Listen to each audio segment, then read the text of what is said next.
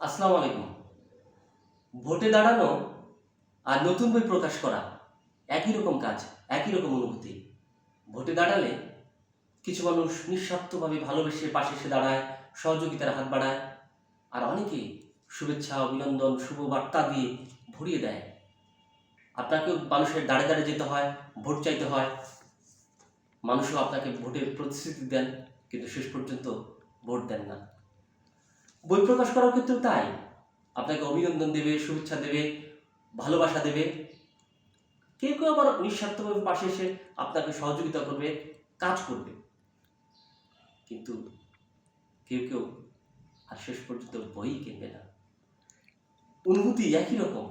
বলতে পারেন এটাই জীবনের সৌন্দর্য, বিউটি অফ ডাইভার্সিটি কিংবা ডাইভার্সিটি অফ বিউটি। এটাই জীবন, এসবই জীবনের স্মৃতি। সব স্মৃতি তুলে রাখলাম যত্ন করে।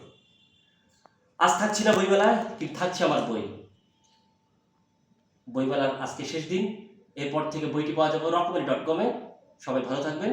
শুভেচ্ছা সবার প্রতি।